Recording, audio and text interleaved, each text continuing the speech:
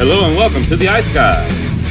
This is the show that takes you into the world of the National Hockey League. Every game, every day, from a betting perspective.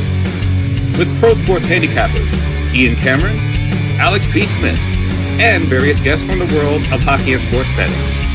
And now, here's your host, Ian Cameron.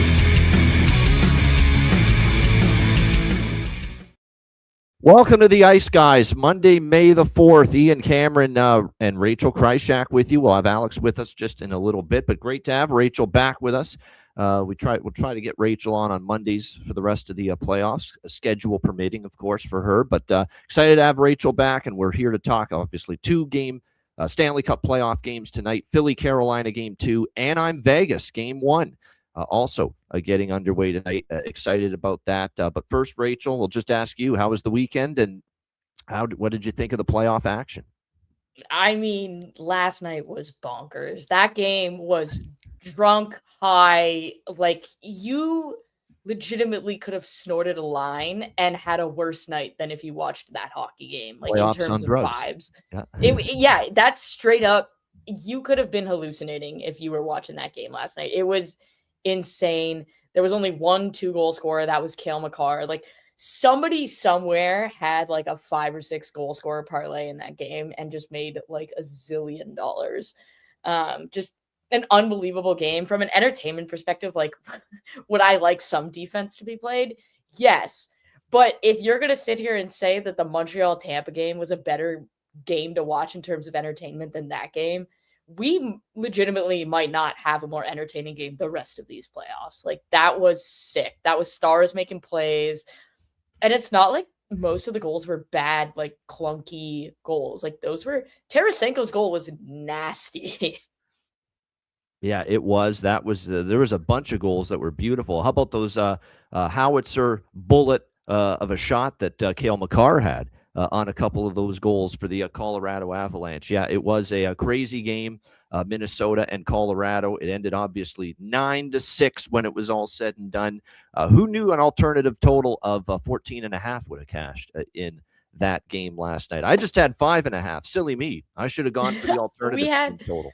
Yeah. Our top value pick at Betalytics last night was the over 6.5 on the play. It was like plus 115 it was paying.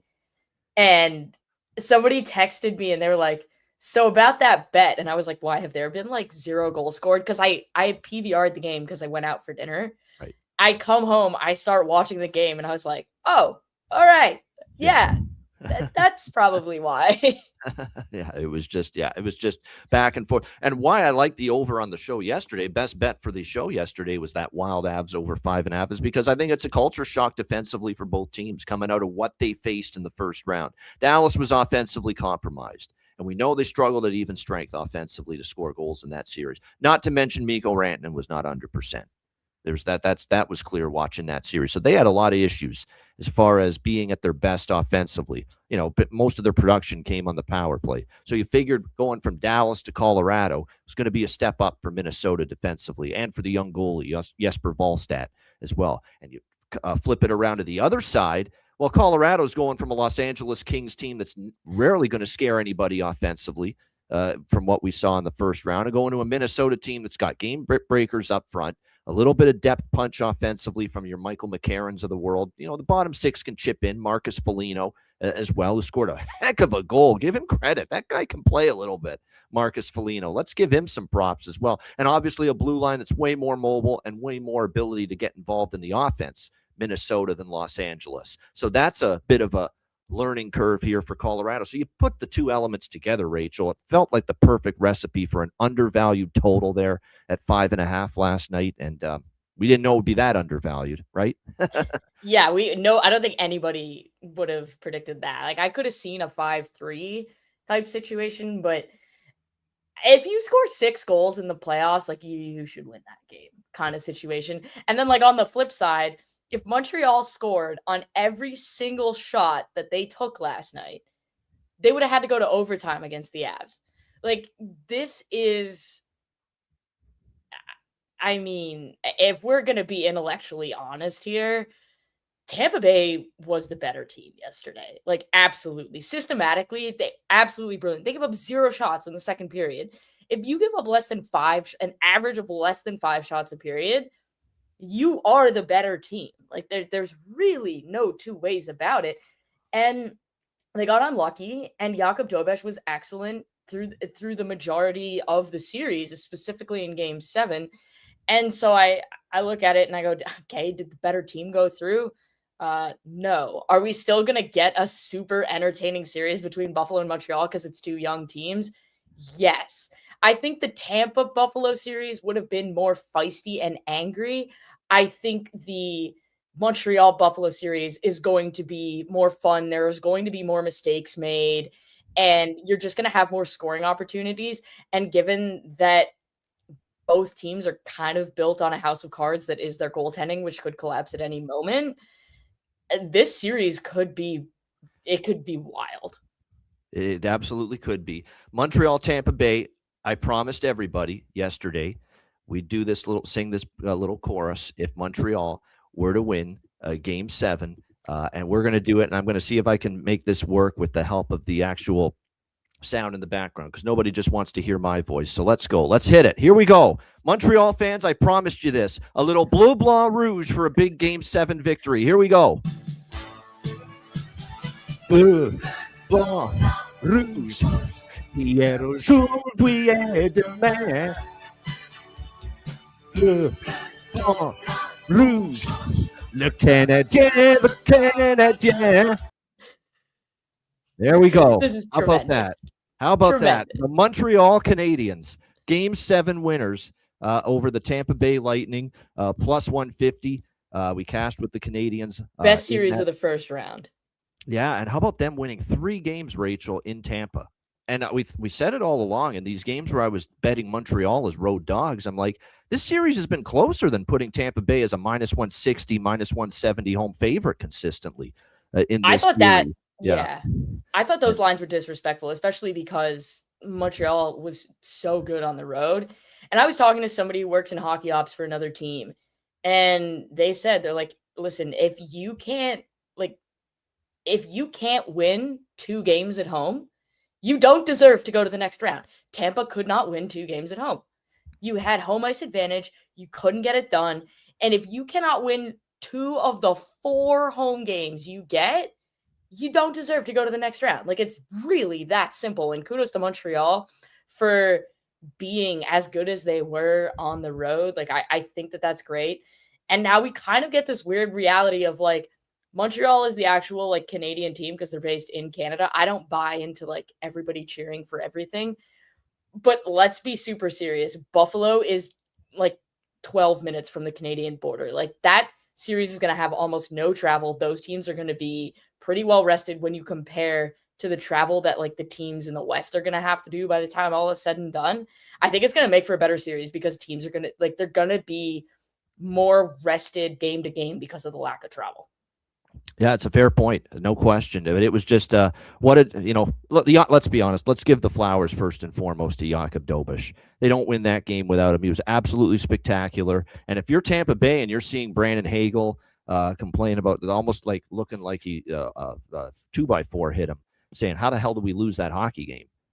And he was just in utter shock in the post-game press. How did we lose that game when we outshot them so heavily? And John Cooper talking about the hockey gods conspiring against him. They've been on my side a lot in the past. They were on the other side here tonight. I mean, I get it how devastated Tampa Bay is coming out of that game, that they had that shot advantage, all that time in the offensive zone throughout that game. And there's Jakub Dobeš coming up extremely large in net time and time again. And just to put it into, they had, by the way, that's how much did Tampa Bay, as far as carry the play against Montreal? That was the first time ever in playoff history. And the Montreal Canadiens' history is long. It's ancient. That's how long this franchise has been around. It was the first time in Montreal Canadiens playoff history that the Canadiens had no shots on goal in a single period.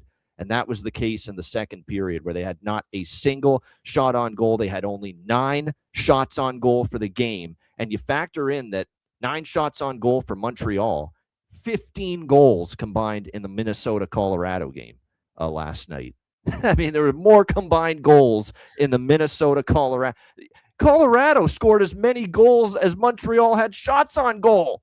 That's insane. That's nuts. Oh my God. Colorado 9 goals, Montreal 9 shots on goal. Are you shitting me? Oh my goodness, crazy stuff, Al. I think I'm kind of at the point now where, like, if Colorado or Minnesota gets through to the Stanley Cup final, and I have to believe that one of them is going to at this point, if it's anyone but Carolina out of the East, genuinely, they're going to get curb stomped. Like, watch the Colorado-Minnesota game last night. They're playing a different sport than most of the other teams. I think Carolina, from an offensive perspective, is the only team in the East that can keep up with them. And then when you add everything in, like, I don't see how a Buffalo, a Montreal, or a Philadelphia keeps either one of those teams from putting up 4 or 5 a game. Yeah, that's true. Alex, I mean, what can we say about that Montreal-Tampa game other than, for Tampa Bay, I feel it. I feel the pain. That's a brutal loss considering, you did all the right things. You didn't give Montreal much. What were their 2 goals? Their 2 goals were a deflection by Suzuki and a bank shot. The bank was open in Tampa last night for Alex Newhook off the back of Vasilevsky and in. Those were the 2 goals you gave up. And you gave up very little, if anything, other than that. And you're doing everything, peppering Dobish, all these shots, all this ozone time, and you only get the 1 goal and you lose. That's hard. That's hard to wrap your head around. That's hard to deal with that and come to grips with that. It is, but at the same time, when you also look at this Tampa Bay team, okay, you were able to play lights out defensively, hold the team like Montreal to 0 shots in the second period, but then you only got 1 goal. You got to take advantage of that. When you have a team literally fucking face planted on the ice and they aren't doing anything, you have to take advantage of that. And that should have been a 4-1 lead after 40 minutes, not tied 1-1. You can't do that. You have this there's at least 2 parts of this game of hockey, right? Offense and defense. You did a great job defensively. Didn't do enough offensively. And that created you. So I got to sing the song now too, Ian. You got to have to put the music back up because everybody's wanting You promised you would? Oh my gosh. I promised if I thought that was only going to be an Ian thing. Oh my goodness. No, so it's, oh my gosh. Let's see. I only know a little bit of French, so un poquito. Yeah, I don't expect you to go the full course en français like I did, but just the bleu blanc rouge part you might do. But either way, all right, let's crank this up one more time. Get Alex his little ability to take the stage, if you will, right here. Here we go. Bleu blanc rouge. A Canadien. Here it's coming up. Go. Bleu, blanc, rouge. Le Canadien. We got to work on the timing a little bit, but there we go. A little bit off, but there we go. There we go. Yeah. So, it's my first time singing in French, so work on that timing a little bit, though. But good stuff indeed. Yeah. No, that was good. And Montreal on to the next round. Now, here's the thing that I've got to get off my chest here. There's a lot of the Tampa Bay fans that are obviously, they're feeling hurt, they're feeling upset, and I get it. It's tough to lose like that, especially in a Game 7 where you played more than well enough to win. But I can't listen to to me, it's nonsense that Montreal stole the series from us and we were the better team. I can't go that far in this. No, I can't. That I cannot do. Do you want me to read out the number of minutes Montreal was leading this series compared to Tampa Bay? I think it was 120 minutes for Montreal and 27 for Tampa Bay, and then the rest of the series was tied. It was a damn close series, very close. The margins were thin, but I can't sign off on the Tampa Bay Lightning fan being all pissy today saying we were the better team in the series. That's a bunch of nonsense. It's a bunch of garbage. Look at the minutes led in the series. Montreal, 127 minutes they were ahead, or 120 minutes, and I think it was 27 for Tampa Bay, something along those lines. So basically, Montreal was ahead for almost 100 more minutes in this series with the lead at some point in the games during this series than Tampa Bay. So I can't condone that. I can't endorse that. Tampa Bay fans feeling we were the better team. No, probably the better. They were the better team in Game 7. That's really the only. I would agree. It was a pretty even series. If you give up only 9 shots and the 2 goals you get scored upon are banks that were not going in the net, yes, you can absolutely make the argument that you were the better team in Game 7. Like that. I mean, I think that's pretty tough to argue. But over the balance of the series, I totally agree. Like, I don't think that they were categorically the better team and the better team lost. That's not true in this case. And when your number one player is completely absent in another game 7, I didn't realize this until Kucherov, about a yep. couple hours ago. Nikita Kucherov, 7 game 7s, no goals, no assists, and a -2. Yeah, not good enough. Yeah, Okay. not good enough. I mean, No. and Point. What did Point? Like, I hate to say it, I love Braden Point. He's had a great career down there in Tampa, but you couldn't find him with a telescope in this damn Yeah. series. Yeah, so like I said, that's the problem right there. 100% with it. I'm just seeing if I can find the exact numbers, but I mean, it was clear, that it was. Yeah, there it is. 127 minutes led for Montreal in the series. 27 minutes led for Tampa Bay in the series. Okay, I mean, no, we can't do this discussion that Tampa Bay was the better team and Montreal stole it from them. No, we can't sign off on that.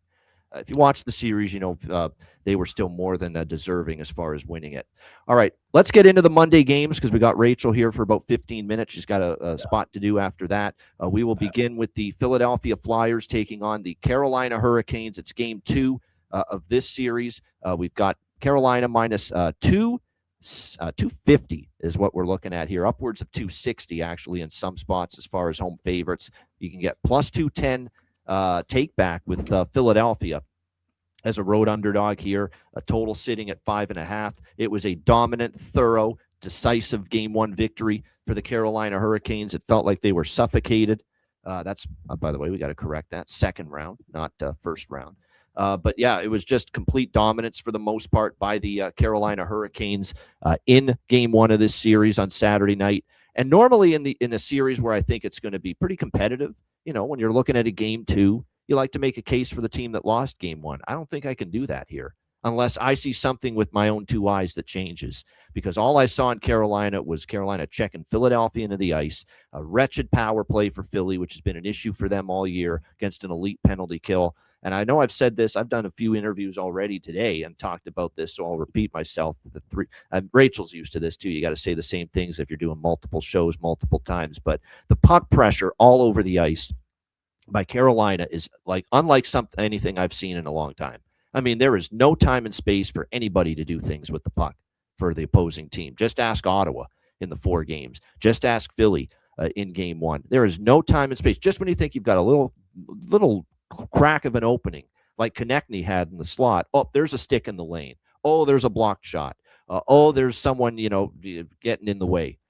That's just Carolina closes the time and space for opposition better than pretty much anybody. And I would even put Colorado and Minnesota and some of the other heavyweights out west in that discussion, with the way Carolina has been able to defend. And I've got to give some love to Frederik Andersen, because even I didn't know this until I saw it earlier today, that he is number 1 in the playoffs in goals saved above average. I didn't see that coming. Whoa. And look, he's been really good, but I've credited a lot of it to Carolina defending in front of him. Let's give him a fair share of that credit too. The numbers don't lie.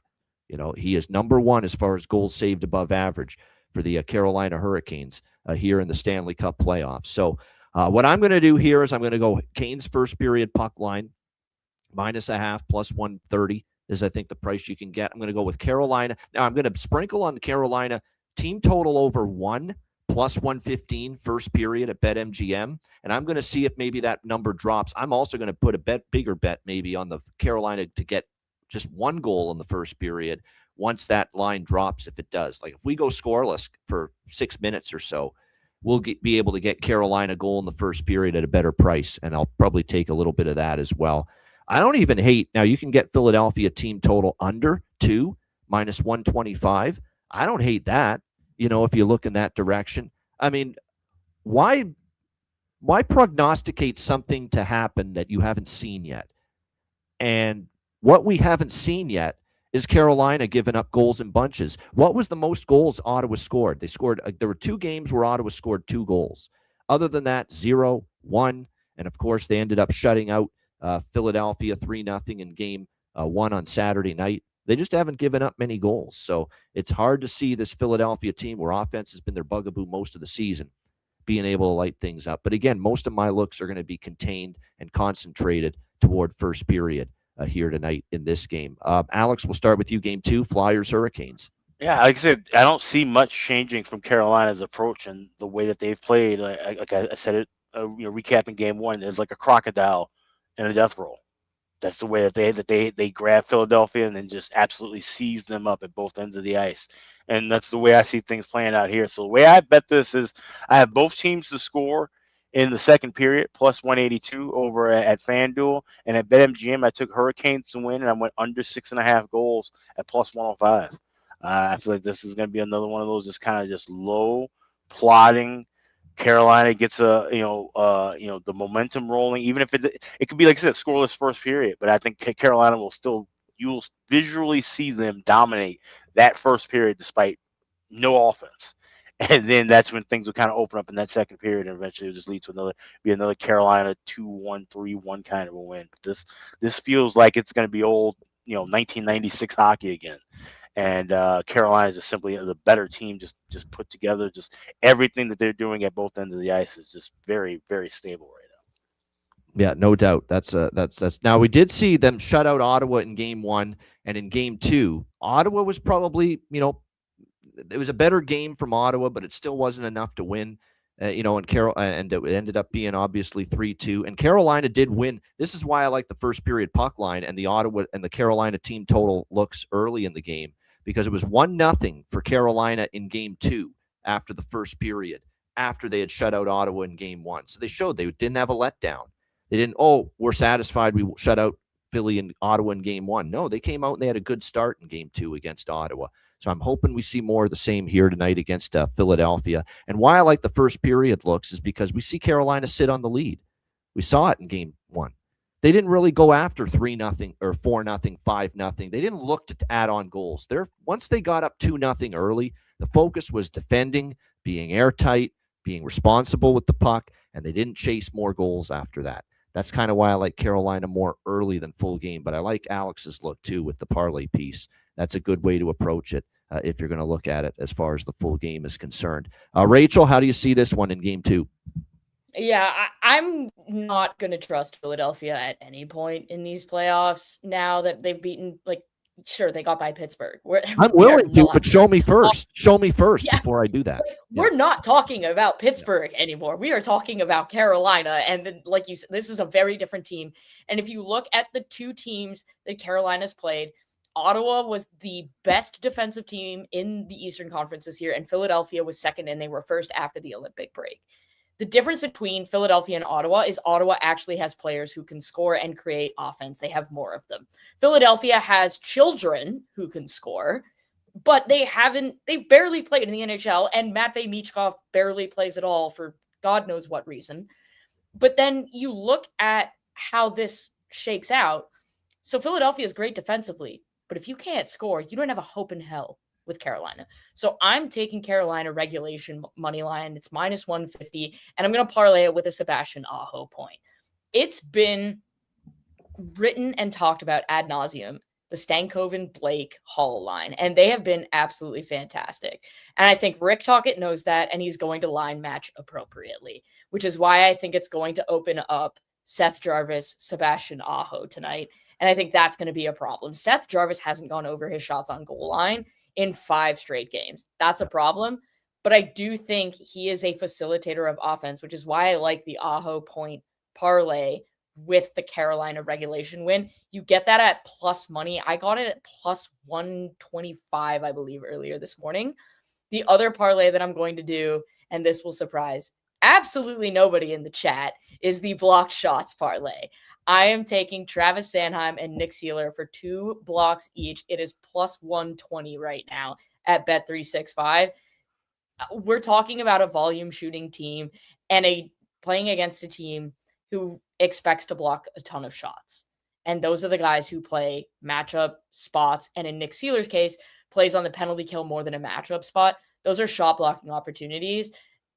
I think you kind of have to take that, especially when you're getting it at plus money. So those are my 2 looks. I do like the first period stuff. I like to stay away from it, though. I trust the Canes over the span of a full game. I think they've shown that they're very good against inferior opponents, and it really takes an elite level opponent to slow them down. I'm not sure there's an elite level opponent in the Eastern Conference left. Well, and another thing, too, you're not going to see me betting an over in this series, at least not yet. No. I mean, not at all.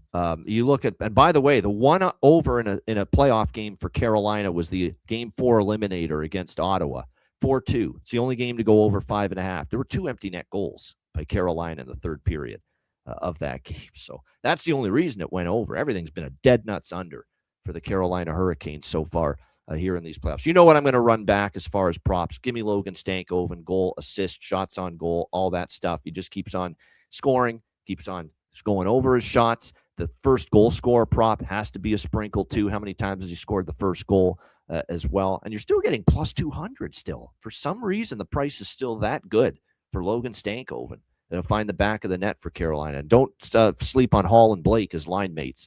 That line has been absolutely sensational. To Rachel's point, you would think at some point, Aho, Svechnikov, Jarvis are going to get on the board. Svechnikov's goal prop is what I like. He continues to have chances. Eventually, something's going to go in for him. For the I Carolina think what you're going to Hurricanes. see tonight is you're going to see, so Tocchet likes to play the Couturier line with the Sanheim pairing in a hard match role. I think he's going to have to split that up. I think one line, the Couturier is going to have to face either the Aho line or the Stankoven line, and then the Sanheim pair is going to have to take the other one. You have to have some level of matchup pair against both, and I think that's going to open the door because in game 1, he hard matched the Aho line, and they got run over by the Stankoven line. So I think that split up is going to be exactly what Aho needs.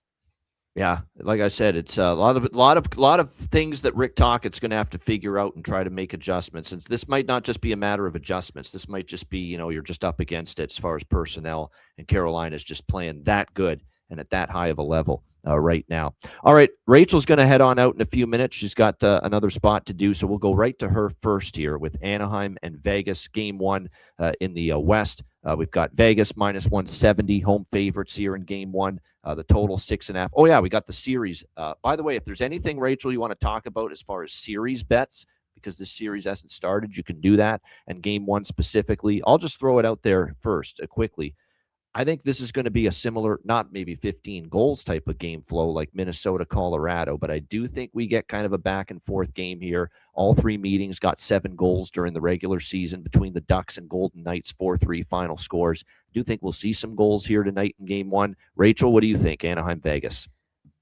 Yeah, so we have an MVP props on Betalytics. It's a page where that it targets like the most valuable props based on like previous history, recent games, and the line value. And even though these are heavy minus numbers, when you consider what their hit rates are and what their shot attempts are, they're still pretty valuable. Thomas Hertl for 2+ shots. The depth that Anaheim has is not nearly the same, and they're going to have some trouble with Vegas. Edmonton is not the same as Vegas when it comes to their forward depth, and I think Thomas Hertl is about to get a sweet matchup. So I'm going to take a Thomas Hertl over 1.5 shots. I'm also going to take John Carlson over 1.5 shots because I look at this. He's getting a ton of minutes. He's the guy that they look to as the primary shooter at the point, and they get a ton of traffic at the net front. And so from that, I'm going to take my bargain bin special, Alex Killorn, to score a goal. The guy ranks 10th in scoring chances in the playoffs this year across all teams. And so when you take that combination of things, plus we think that the Ducks are going to get shots from the point because that's really how you beat Vegas. I think Alex Killorn and Beckett Seneca, both above 300 to score tonight. Huge value there. And the other guy who's 14th in scoring chances and 3rd on the Ducks is Beckett Seneca. And he was this morning plus 380 to score a goal. So I'm looking at guys who are playing on the second line for their teams. Brett Howden on the second line with Mitch Marner. That's a huge spot for him. And then you look at Alex Killorn and Beckett Seneca, who are flanking the second line for the Ducks. If we think this game is going over, and I do think it is, those are my goal scoring props, and they're all bargain bin because they're all 300 or above.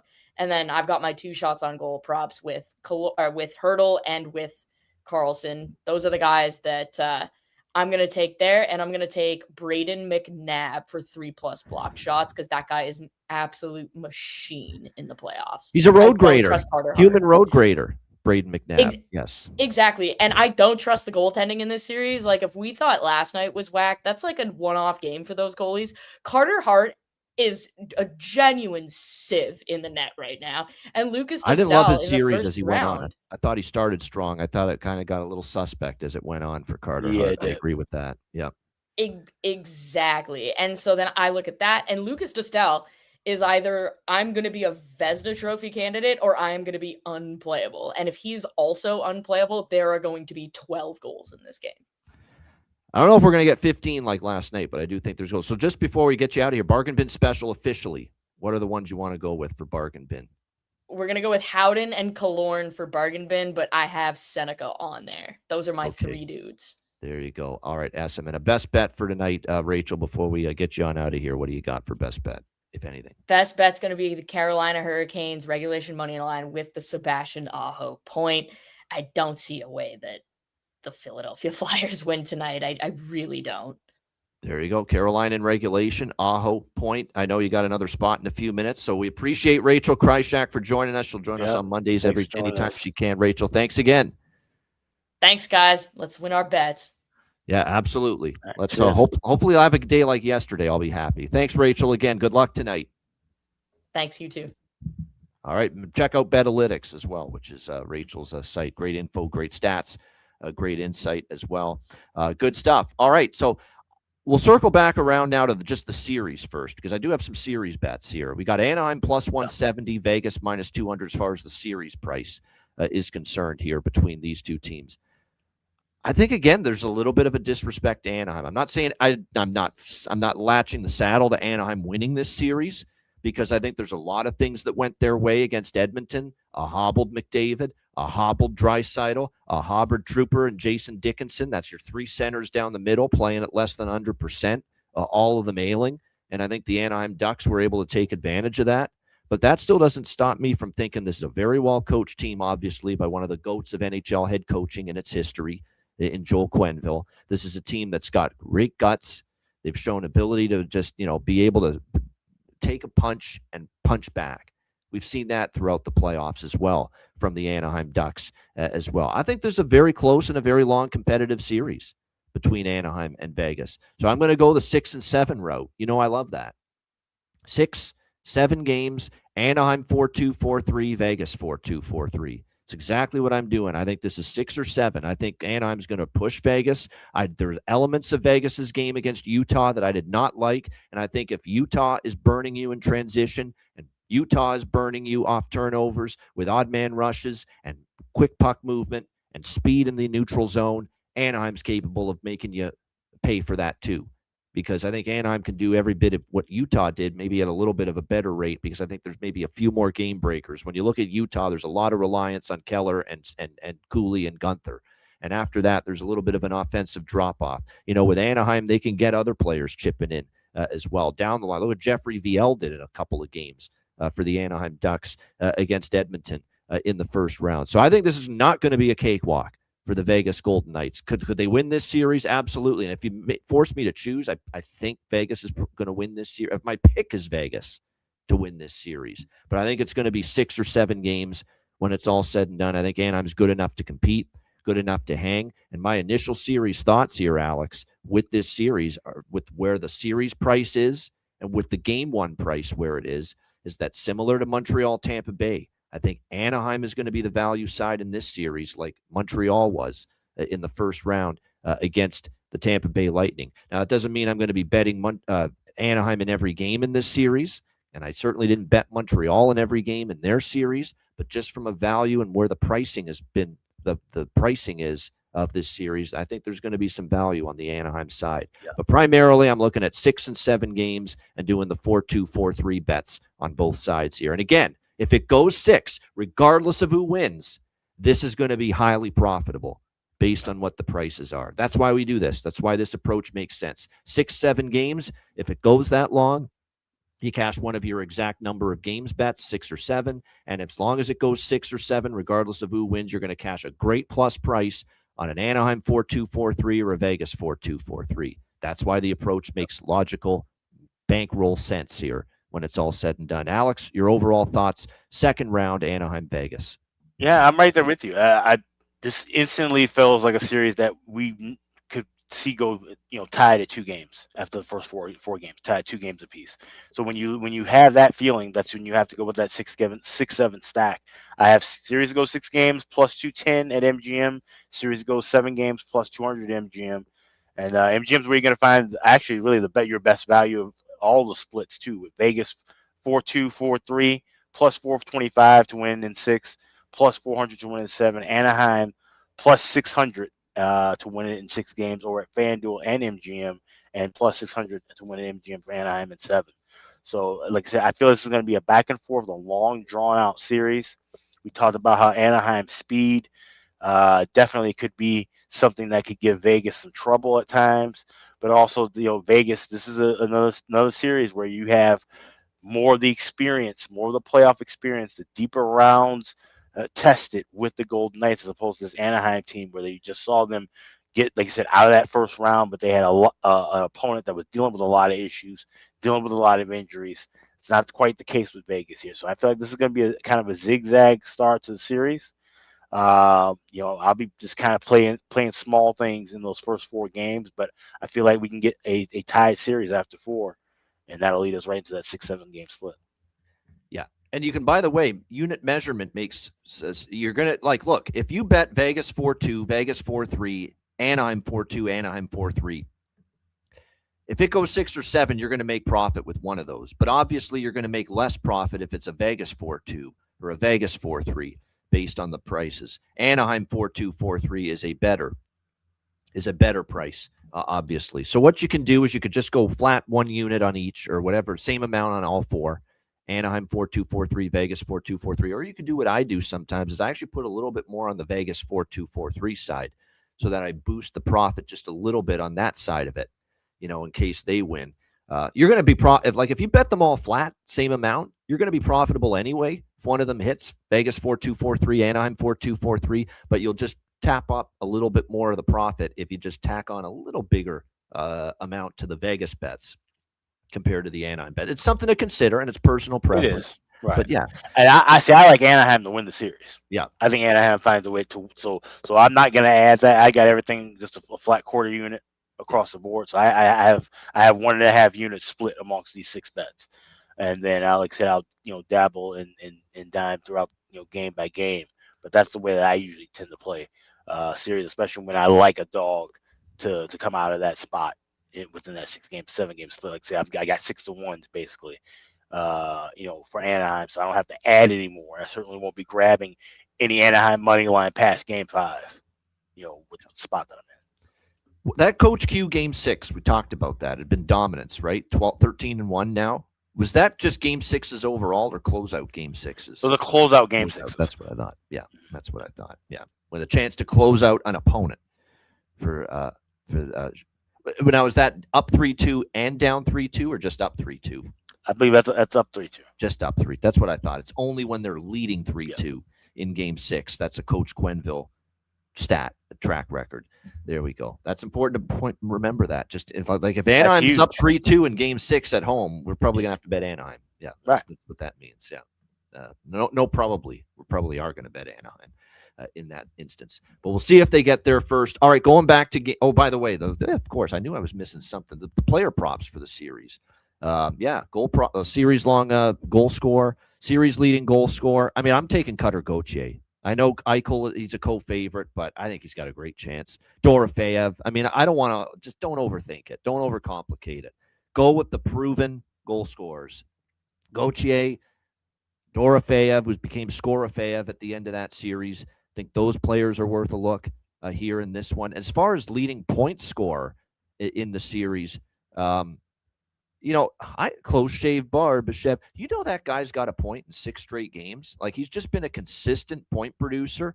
You're getting him in that 17-1 range at FanDuel for him to to be the leading point scorer in the series. Now, obviously, you'd favor other players ahead of him. I get it. Jack Eichel, Mark Stone, Mitch Marner, Leo Carlson, Gauthier. But Jackson Lacombe, 15-1 to lead the series in points. I mean, that guy just led the first round of the Stanley Cup playoffs in points for any position player.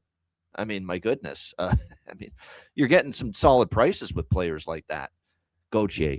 Barbashev, Lacombe, as far as leading point scorer, they're worth a sprinkle to me. They're worth a small bet at the very least, given the track record, we have seen as far as point production from a Barbashev, from a Jackson Lacombe here for the Anaheim Ducks. So as far as those markets, leading goal score market for the series, leading point score market for the series, they're absolutely both of those, I think, nice value shots, Barbashev and Lacombe here for their respective teams.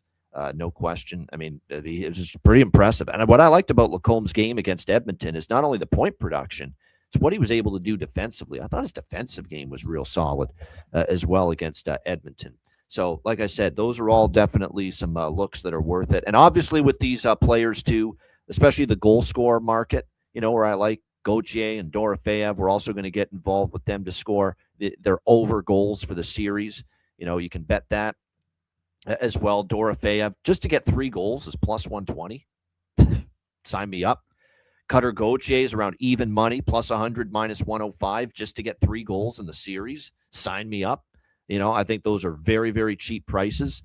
Yeah, Brett Howden, that's a giveaway for what I'm going to talk about with Game 1 there, Connor Watch Vids. But, I mean, lead the series might be a little strong, might be a little adventurous as far as Brett Howden leading the series in goals. But, at the same point in time, you can get for him, Brett Howden, plus 140 just to get 2 goals in the series, plus 500 to get 3. This guy's entering Game 1 tonight of this series on a 3-game goal scoring streak for the Vegas Golden Knights. I don't hate it. I think, again, keep it to a smaller bet, but worth a little small bet to me. Brett Howden stuff in this series leading goal scorer, over 1.5 goals at plus money for the series, over 2.5 goals at plus money for the series. So, yeah. It's a good series for those markets for the series long props. There's some good value to go around here. Leo Carlsson, point scorer too. I mean, I probably have to take Leo Carlsson. I thought he was utterly dominant at times throughout that Edmonton series. Now, again, there were some injuries, especially down the middle for Edmonton, that made things more difficult. But I'm seeing leading point getter. I mean, really, plus 800? Leo, leading point getter? I mean, that's a price that I'm not turning down with the way Leo Carlsson played, obviously, in that series. So there's some real good valued looks here as far as those series-long props. So those are some of them. I'll have them all up on Patreon, by the way. If you're having trouble keeping track of them all, get to patreon.com/ice guys, because on the card today, later on, I'll have all the series bets for Vegas Anaheim that I've made posted on the Patreon card. So patreon.com/ice guys, $10 per month. We'll have every series bet that I've made for this series, along, of course, with the Game 2 Philly, Carolina, Game 1 Anaheim, Vegas stuff also posted on the page. All right, Game 1 specifically. We noted that, yes, Vegas finally got past Utah in 6 games. They had trouble with Utah's speed. They had trouble with turning pucks over and it feeding the transition attack of the Utah Mammoth. And odd man rushes were an issue. Well, if they're going to have that problem reoccur here in this series, then Anaheim's going to make them pay maybe even times 5, times 10, because they've got that ability to do that, the Anaheim Ducks. So I think this is a series where Anaheim is very much in it, very much got a shot in this series. We'll see how it starts. Now, what I'm going to do here is I'm taking Anaheim plus 150 in Game 1, with the thought process being that if they don't win Game 1 tonight, I'll just come back on it in Game 2, and I might even go bigger in Game 2. It's kind of like that Martingale theory. Martingale, I should say, theory, where it's, you lose Game 1, but then you come back in Game 2 with Anaheim and you bet a little more on it if you lost with them in Game 1. That's kind of what I'm going to do here, because I see this being a split, 1-1 going back to Anaheim. I'd be surprised if Vegas goes up 2-0, because I think they have their hands full in this series. So I'm going to go with quack, quack, little Anaheim plus 150 here. I'm also going to go over trifecta here as well, just like I did with Minnesota, Colorado. Over 1.5 first period, both teams to score first period, over 6.5 full game. I think there's a good Matty Rob special game. Over 1.5 first period, over 5.5 full game in a parlay makes sense to me. 4-3 was the final score in all 3 regular season meetings between the Vegas Golden Knights and Anaheim Ducks. All 3 went over the total. All of them got to 7 goals. And I think this series will have that kind of loose feel to it at the very beginning. kind of back and forth. Now, I'm not saying we're going to see 9-6 again, like with Minnesota, Colorado last night, but I definitely think we clear 6.5 here tonight in game one. Again, all three meetings got to 7 goals between them during the regular season. So give me the over trifecta and give me a little sprinkle on Anaheim here, plus 150 in this one. And another thing I'm going to do too is if the team totals for Anaheim and Vegas at any point during this game fall to 2.5 at a playable price, I'll bet some live team totals here in this game as well. Alex, game one specifically, how are you seeing it? Anaheim, Vegas. Yeah, this definitely feels like it's going to be a high-flying affair. I grabbed first period over 1.5 minus 130. I will try and wait for a little bit better of a price in game on the full game over. So, try and get a little greedy and hopefully grab maybe a flat 6 with that. But I definitely like that first period over. I think we see some goals back and forth in this contest and just throughout the series as well. I also have a bargain bin from this game one as well. Yeah, there you go. Bargain bin as well. Me too. And yes, how about the big news for Vegas? Yes, William Karlsson. Remember him? It's been a long time since we've seen him. He has not played since November the 8th. That is the last time we saw William Karlsson for the Vegas Golden Knights. And look, this is one of the holdovers still from the first Stanley Cup championship team, obviously, with the Vegas Golden. Oh, there's a few more. And I'm talking about an original Vegas Golden Knight from all the way back. He was on the team year one when they got to the Stanley Cup final and lost to the Washington Capitals. That's how long Wild Bill William Karlsson's been around. He's finally back. He hasn't played since November. Looks like Torts is going to put him on the third line tonight alongside Kolasar and Hurdle, centering that third line. Looks like Riley Smith is going to come out of the lineup, which I have no issues with that. He's been pretty invisible for most of this series, or most of these playoffs so far for the Vegas Golden Knights. So Karlsson back in. That's the one main lineup change here for the Jeremy Lauzon is out, and it looks like Caden Korzak is going to draw in on the blue line in place of Jeremy Lauzon, who's going to be out here for game one tonight. Actually, or is it Ben Hutton that's getting in? It might be Hutton, actually, because Hutton didn't play at all in that first round against Utah. I think it might be Ben Hutton that's going to get that spot on the third pair tonight for the Vegas Golden Knights with Lauzon ailing here for the Golden Knights. And as far as props go, I mentioned a lot of players I think are good as far as props. Lacombe point, Barbashev point. You could either bet Barbashev's point prop or goal and an assist, split it between the two, same thing. Those are worth a look. As far as McTavish has got collected a point in 4 straight games. Gauthier goal, definitely, and 3-game point streak for him. Shea Theodore, 3-game point streak. We've talked about how he's, I think since John Tortorella put him on the top power play unit, I think that's kind of where we've seen Shea Theodore's offensive game from the blue line expand. And again, he's on a 3-game point streak. Yeah, Ryan Poehling, I don't argue with. Ryan Poehling's been an unsung hero for the Anaheim Ducks in these playoffs. He scored in 3 of the last 5 games. He scored in the series clincher against Edmonton on Friday night. So Ryan Poehling is worth a shot. And he obviously mentioned Brett Howden, 3 straight games with a goal for the Vegas Golden Knights. He's absolutely clicking right now with Mitch Marner and Mark Stone on that second line for the Vegas Golden Knights. So, like I said, a lot of good props here for the series and for game one here tonight. Shout out to everyone in the chat. Hit the like button. We appreciate it very much. And like I said, 2 good games tonight. Looking forward to it. We're also looking forward to our next Ice Guys live betcast. This one is free for all.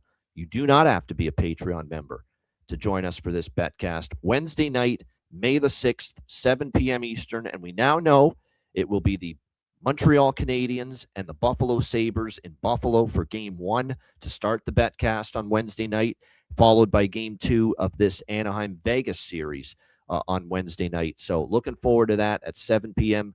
Eastern time this Wednesday night. Again, DM or email me for a spot on the betcast, and we'll send you the link for the betcast to join us on the stream before it begins. But special preference goes to our Patreon members. If we ever get full capacity on the free-for-all betcast, we will obviously deviate toward allowing the Patreon members to be the ones on the actual betcast. So again, Wednesday night, May 6th, 7 p.m. Eastern.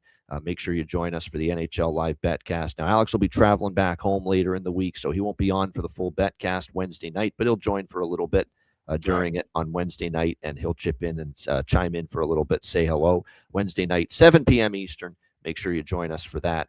WizardSportsPicks.com. Check it out. We got a 2-0 sweep for me. We gave out Montreal. We gave out the Minnesota-Colorado over on the site. So nice 2-0 there. WizardSportsPicks.com.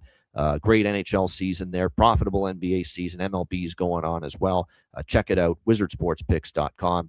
And, of course, Patreon.com, as we mentioned, /Ice Guys, $10 per month, goalie charts, totals charts, daily betting card, sides, totals, player props posted each and every day on the Patreon page. So, again, looking forward to that. $10 per month. And, again, your membership goes a long way to supporting the show and keeping it going long term. So get on board. Again, Betcast. Well, it's not Patreon only, but we will have 2 Patreon Betcasts next week. Okay, so stay tuned for that. The latter part of the second round, we're going to deliver 2 Patreon Betcasts next week. Dates to be determined. So make sure you check it out. $10 per month. Get on board at patreon.com/iceguys. And also check out the Ice Guys store, iceguys.myspreadshop.com. You got 2 days left to save 25% off all items that are in the store right now. Hit the redeem button at the homepage, add your items to your cart. 25% will be taken off the checkout. Springtime is a great time to grab a few items from the store. You can get t-shirts, hoodies, caps, mugs, you name it.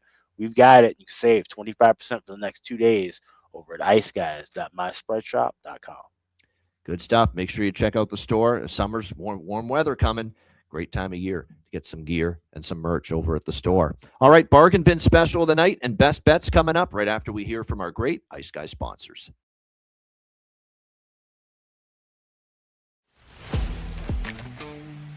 Wizard Sports Picks, featuring the finest handicappers in the universe. Sharp insights, trusted picks, and relentless results. We strive to help you become consistent winners. This is Wizard Sports Picks.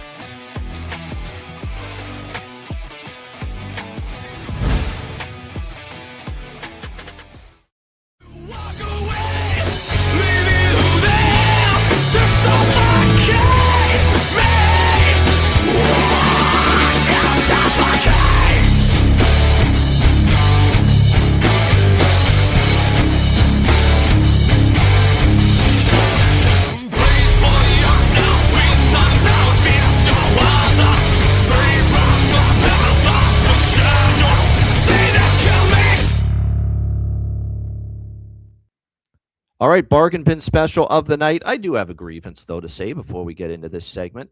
So the Colorado Avalanche scored 9 goals last night, and I can't get fucking 1 goal from Gabe Landeskog from our bargain bin special last night. What's up with that? What gives? Come on. You kidding me?